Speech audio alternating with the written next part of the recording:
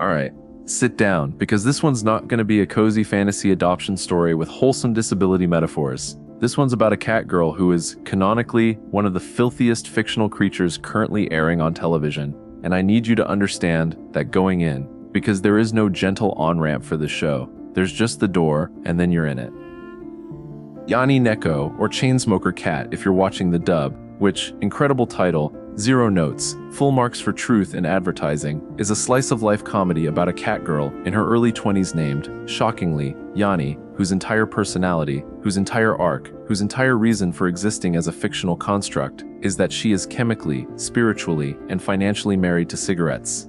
Not in a cute, oh she vapes a little at parties way, in a, the floor of her apartment is a load-bearing layer of cigarette butts way, in a she is behind on rent because she prioritized nicotine over food way, in a her friends have started an actual intervention rotation way. This is not a moral panic show though, and that's actually the funniest part. It's not anti-smoking propaganda dressed up as entertainment. It's more like the anime equivalent of that one friend everyone has who is a genuine spiraling disaster of a human being, except instead of gently worrying about them over brunch, you get to watch their entire life implode in 23-minute weekly increments with a laugh track energy underneath it. It's comedy through pure, unfiltered secondhand embarrassment. You're not rooting for Yanni to succeed so much as you're watching her the way you'd watch a raccoon try to open a jar it has no business opening.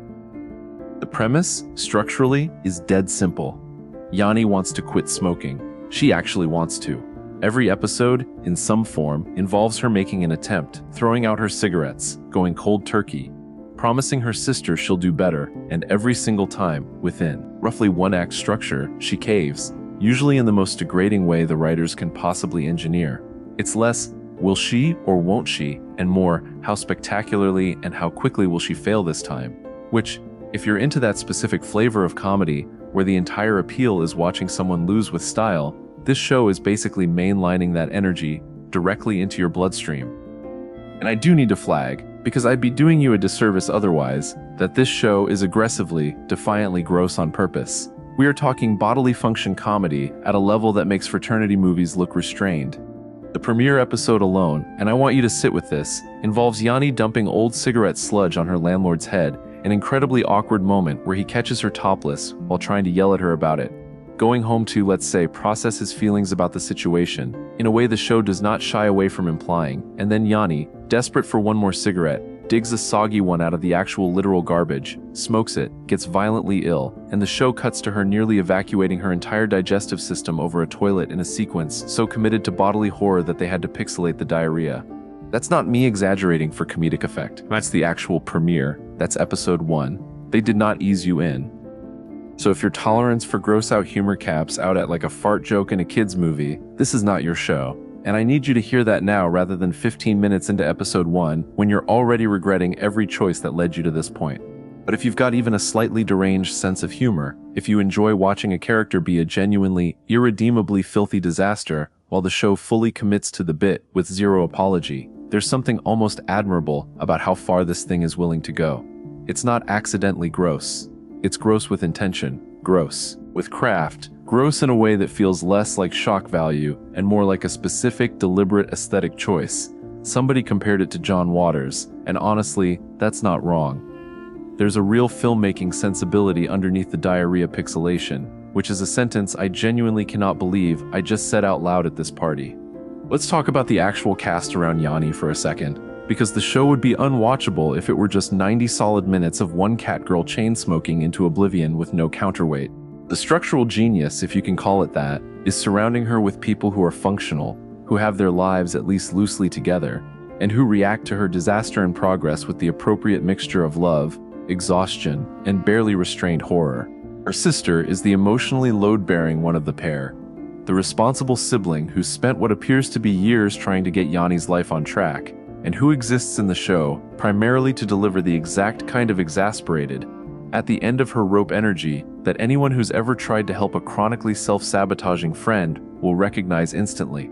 There's a real vein of dark comedy running through their scenes together, because you can tell the writers understand exactly how emotionally draining it is to love someone who keeps setting their own life on fire and then acting surprised when it's still smoking the next morning. Then there's Yanni's friend group, who function less like a traditional slice-of-life friend ensemble and more like an unofficial support group with zero funding and even less structure. They stage interventions. They confiscate cigarettes. They show up with groceries because they've correctly deduced that Yanni has, once again, chosen tobacco over food as a budgeting priority.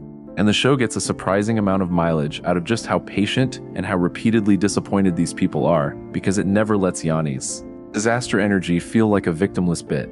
Somebody's always cleaning up after her, financially or emotionally, or, in at least one deeply regrettable instance, literally, and the show doesn't pretend that's free. It's a comedy that understands enabling someone and loving someone can look almost identical from the outside, and it gets a lot of its funniest and its most quietly uncomfortable material out of that overlap. I also want to talk about the cat girl of it all for a second, because it's doing less heavy lifting than you'd expect from a genre that usually treats catgirl as code for maximum fan service, zero plot. Yanni has cat ears, a tail, the whole aesthetic package, but the show mostly uses it as a delivery mechanism for physical comedy rather than as the point of the character. She's constantly getting her tail caught in things. She hisses when startled. There's a genuinely funny recurring gag about her nicotine cravings manifesting the exact same way an actual house cat gets when it wants food, pacing, yowling, doing that specific unhinged stare, which somehow makes the addiction humor land even harder. Because you're not just watching a person spiral, you're watching something that reads, structurally, exactly like watching your own cat demand to be fed at 4 a.m., except the thing she's demanding will eventually kill her. It's an oddly effective visual shorthand, honestly, using an entire genre convention that's usually just there for cuteness and repurposing it into a much darker joke about compulsion and addiction without ever having to say either of those words out loud. Let's also talk about the actual structure of the comedy for a second, because I think it's easy to write this show off as pure shock value, and while there's plenty of that, there's also a pretty consistent internal logic to how the jokes escalate. Almost every episode follows the same basic shape. Yanni has a small, reasonable-sounding goal: pay rent on time, quit smoking for a week, hold down a job for longer than a few days, and the comedy comes from watching the gap between that stated intention and her actual behavior widen at an almost geometric rate until the whole thing collapses in the most humiliating way available.